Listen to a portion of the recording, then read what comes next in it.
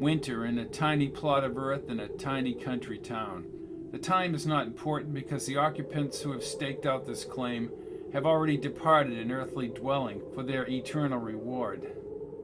Mr. Robert P. Fitton, sometimes author, sometimes poet, who like a radio telescope searching the heavens is about to receive a distinct incoming signal. Mr. Fitton approaches a rural cemetery with an entrance supposedly reserved for those above ground. Like the rest of humanity, Mr. Fitton is just passing through on a journey back home, but he has unexpectedly taken a slight detour from the world of the living. Mr. Robert P. Fitton, who only minutes ago was sailing smoothly down the interstate, is about to have written for him an inexplicable chapter in a macabre and unexplained work co-authored by the deceased members of this remote piece of real estate. Mr. Fitton will soon become cognizant that the dead are not dead, but merely lingering nearby.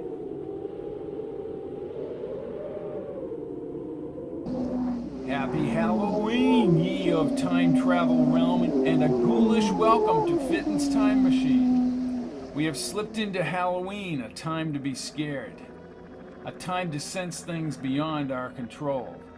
Let us time travel back to 1968. This particular novel could have been a political treatise on that remarkable upheaval year of 1968. Instead, we approach the upheaval of the mind. A ghoulish gypsy enters the life of a teacher, Caroline Thatcher Provost. Her uncle has delved into the paranormal, and it's not clear whether this attracted the white-haired woman possessing extraordinary power.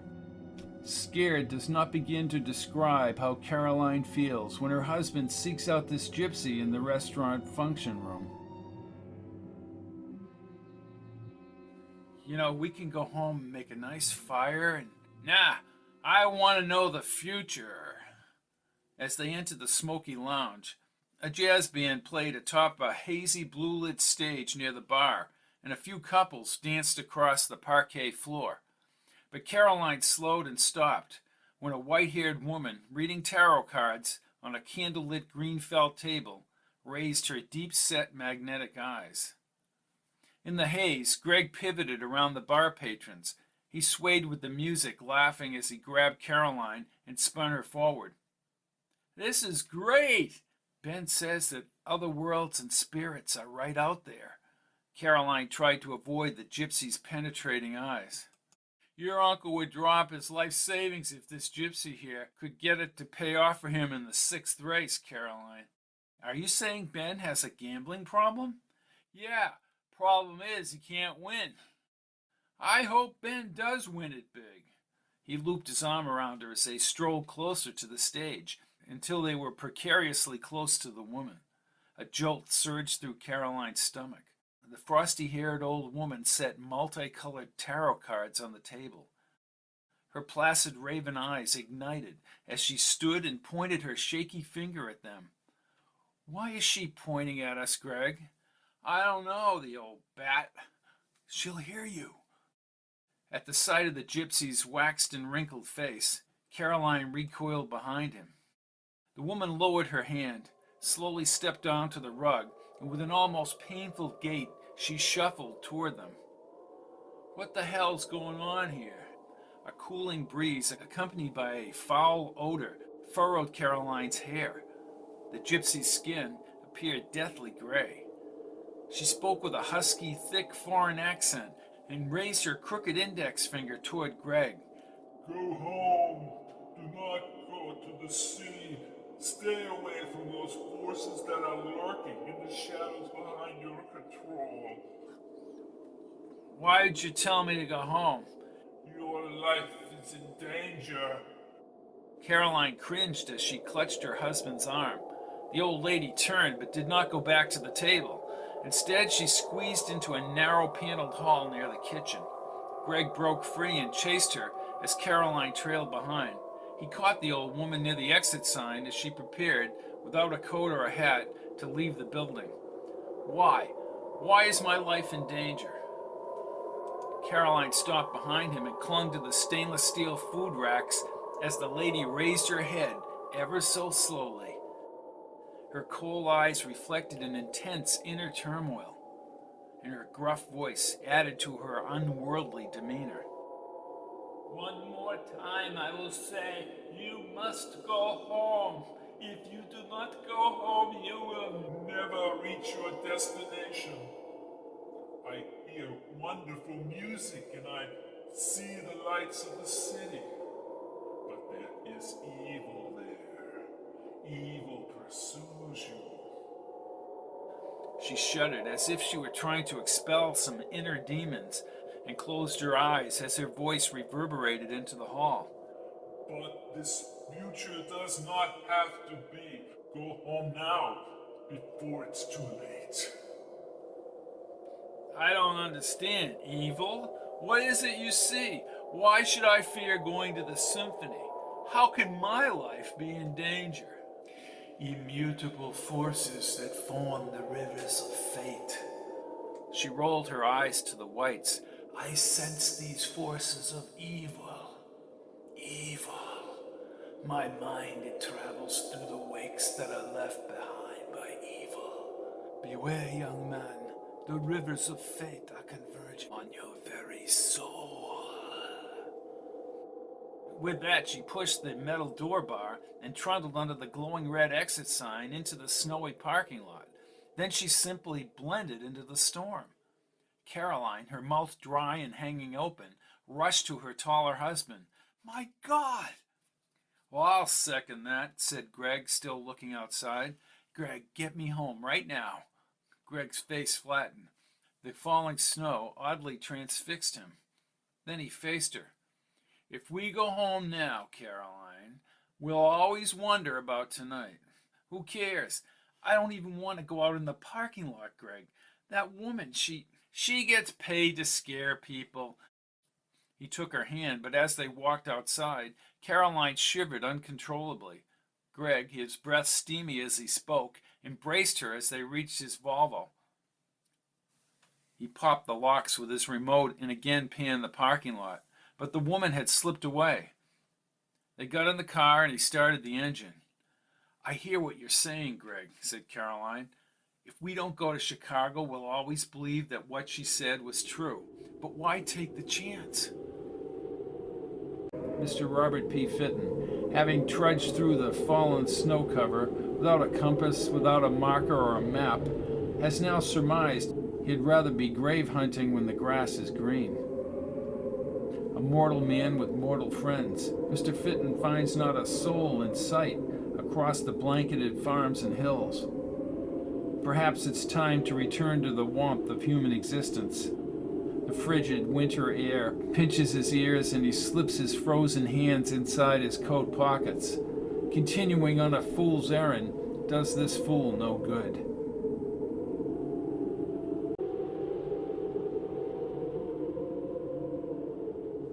Caroline's life is ruined by the gypsy's prescient warning. Complete and utter destruction. As she drives her car toward the airport for a late afternoon flight, the bizarre becomes the norm. The unthinkable is now the real. The weather is threatening. The storm approaches and is upon her. Chapter 3. 6 months after Greg's murder, the sadness persisted. Trips back to her parents' house in Michigan and a weekend at her brother's house did nothing to ease her pain. Like a spreading virus inside her body, she thought of Greg constantly. In January, she returned to teaching math at the middle school, but December's events consumed her thoughts. Her devotion to her students would not erase the terrible tragedy infecting her life. As summer vacation approached, Ben arranged a 10-day Caribbean cruise commencing on June 15th. She bounced between website destinations in Jamaica and Mexico, where the Hannibal Cruise Lines had ports of call. 2 hours passed one day when she did not think of Greg at all, but she became overwhelmed with guilt when she replayed his bloody death in her mind. She stared teary-eyed out the window at the huge suburban homes that were filled with families and married couples along Eastview Drive. 3:19 p.m., July 15th, 1993. An unusually heavy humidity hung in the late spring air as dark clouds accompanied a cold front, causing severe thunderstorms and heavy downpours. Caroline left late for the airport. She packed some newly purchased clothes and Greg's high school yearbook into her lavender suitcase. In less than an hour, she had to meet Ben aboard the plane. She took the shortest way to the airport, averting any rush hour traffic on the connector road through the woods. She would easily catch the plane if she hurried. The wipers pushed back the rain. She reached into her carry-on, as she had on quiet afternoons at the cemetery, and slid out Greg's crimson vinyl yearbook. The inside covers contained a black and white overlay of Paul Revere High School in Reedsville, Pennsylvania. In handwritten ink, the simple verses of Greg's high school friends were scrawled across the inner cover photograph of the school's large stone columns and front steps. The wide quadrangle slabs in their symmetrical alignment to the Roman numeral clock tower high above mesmerized her. Beautiful old trees spread over the walkway. Adjacent parking lot full of oversized cars harkened back to another era. She turned the glossy pages quickly until she found Greg's black and white formal high school picture. Greg, thinner, his hair dark and cropped, wore a narrow, solid tie and white shirt. Without his glasses, he appeared strong and vibrant. An optimistic glow overflowed the portrait. Below the picture was an impressive array of credits achieved over his 4 years at Revere. He had no nickname, just Greg. She had written to Reedsville. The responses, both from the newspaper and the police, confirmed what she had suspected. Greg had been truthful about his relationship with Marco St. Germain. Marco had maliciously killed a young hitchhiker who had advanced knowledge of his drug dealings. Brought to trial and convicted for premeditated murder, mostly because of Greg's testimony, Marco faced life imprisonment in Pennsylvania. She thumbed to the picture of Mark J. St. Germain. No credits were posted under his photograph, but he had acquired the nickname Marco. He maintained a blatant and defiant dark-eyed stare. Then she turned directly to the candid shot of Marco, clad in his black leather jacket and collar turned up, with one leg perched on the wide stone steps and a cigarette butt wedged in the corner of his mouth. His brand of evil bypassed time. She slammed the book shut, stuffed it back in the carry-on, and concentrated on the winding road. At first, the rain only smeared the windshield, but soon the showers pelted the car and the road. She sped across the countryside as lightning, followed by cracking thunder, flashed intermittently. Leaves whipped by her window, some sticking to the windshield, before being swept away by the wipers. Caroline squinted at the surging water smearing the windshield as she navigated through the uninhabited area. The fuzzy outline of the East Greenwich Bridge meant she had driven within a few miles from the interstate. In the side mirror, the red taillights blended into the darkness. She gripped the wheel as a bright chain lightning display flashed across the sky, and the subsequent thunder cannonade shook the car. She flicked the high beams again. A hunched-over old woman with ghostly white hair and draped in a knitted shawl shuffled along the bridge walkway between the girders. When the woman turned, Caroline recognized her from the restaurant last December. Instinctively, she accelerated but skidded onto the bridge's metal grid surface. She kept the pedal down and sped onto the opposite riverbank. In the mirror, the bridge faded to blackness as she raced down the narrow road. With the interstate just ahead, Caroline breathed deeply, dismissing the sighting as a part of her grief, and she neared a long row of trees close to the highway. Soon, she would be on her way to the airport. But as she moved under the trees, the East Greenwich Bridge reappeared again, and this time the white-haired woman stood center on the grid within the storm's turmoil. Caroline crunched her foot against the brake pedal. The car careened past the old lady toward the hill. The engine whined as she consistently checked the rearview mirror. She accelerated and kept repeating her disbelief as she started up the hill again. The woman and the East Greenwich Bridge materialized in the mist at the bottom of the hill. Not knowing how to break the cycle, She methodically stopped the car and peered over her right shoulder as she backed up the hill. Then she continued her journey to the airport. A bright glare near the tree cluster ahead prompted her to wonder if lightning had struck the ground. She shielded her eyes at the intensity, but as she approached the bare tree cluster, silhouetted in the stark light, the outline of the East Greenwich Bridge formed in the road ahead, and so did the old woman. This is insane.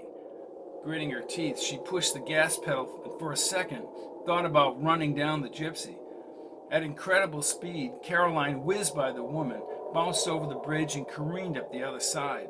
The ghostly woman and the misty bridge vanished in the storm. She nodded when the green interstate signs, white letters reflected in the headlights. The delay might cause her to miss the plane, but at least the nightmare had ended. Cars zoomed down the highway as she signaled and veered up the ramp. She peered over her shoulder, but as she turned and prepared to merge onto the interstate, the East Greenwich Bridge materialized.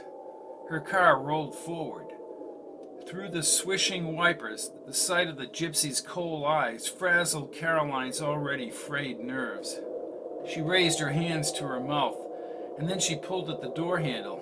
In the mirror, the old lady floated as if she were buoyant on the ocean. Caroline slammed her foot against the pedal, revving the engine, but she remained on the bridge. The rain tapped a persistent drumbeat against the car roof, and the wipers accompanied the cadence. She bashed the steering wheel. The woman's ghostly form appeared at the side door. In unison, the electronic locks popped up. Caroline clawed at the door handle, but it loosened and then fell into her hand.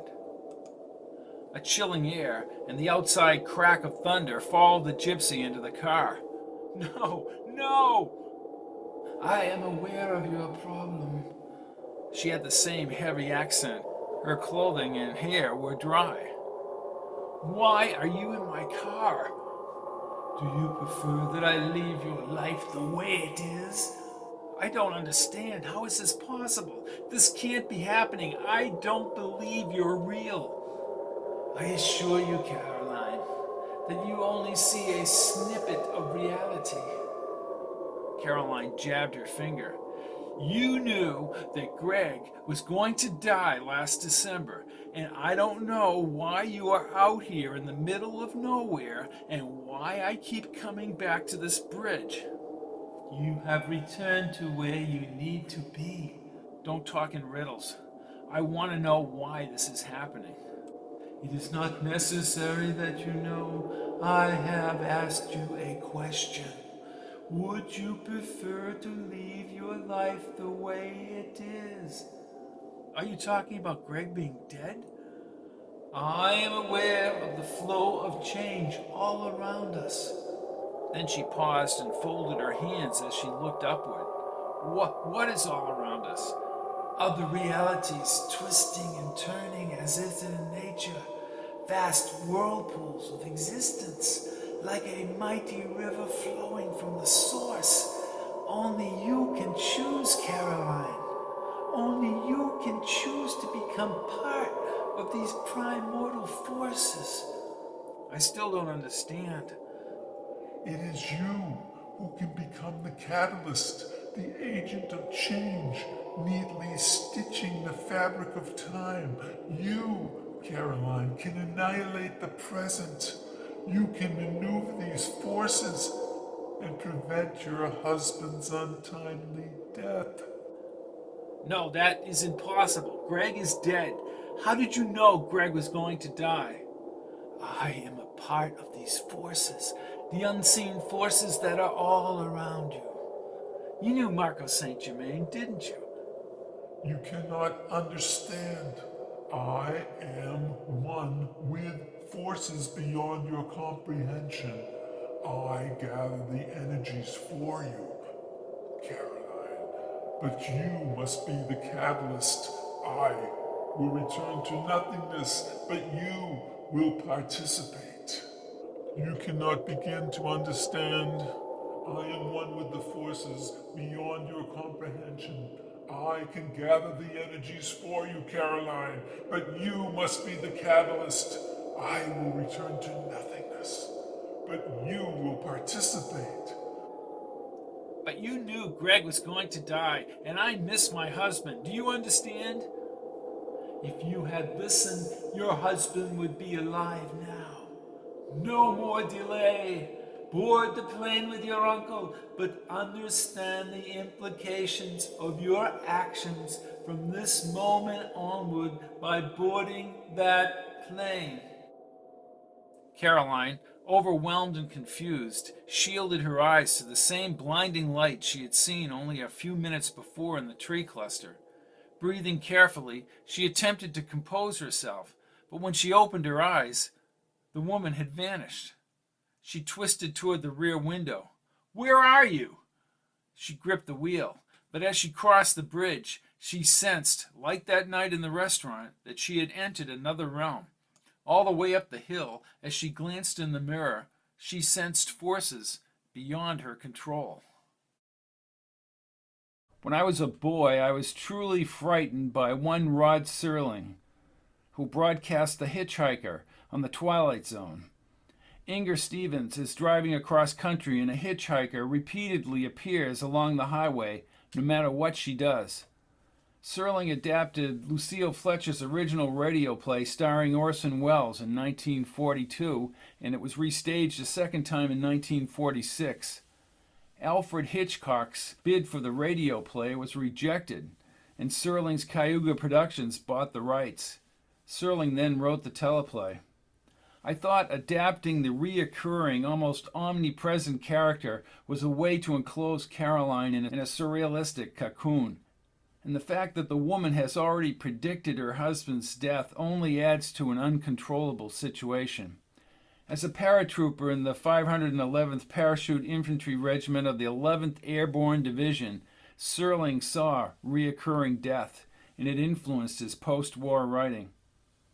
Caroline seems to have shed the old lady when she arrives at the airport, only to see her again.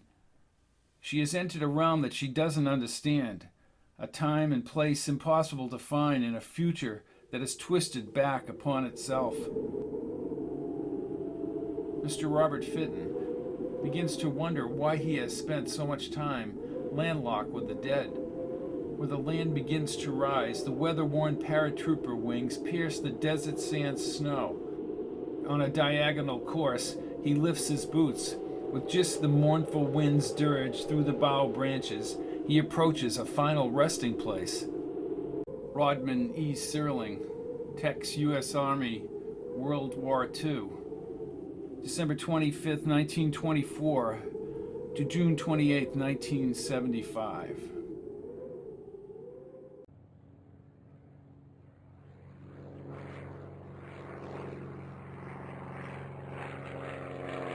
This is Robert P. Fitton, and I've been on a frightful course back to 1968, zooming back in time.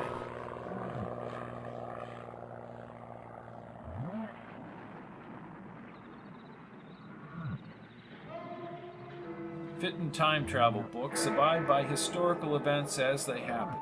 Music, television, and daily events are concurrent with the time travel plot.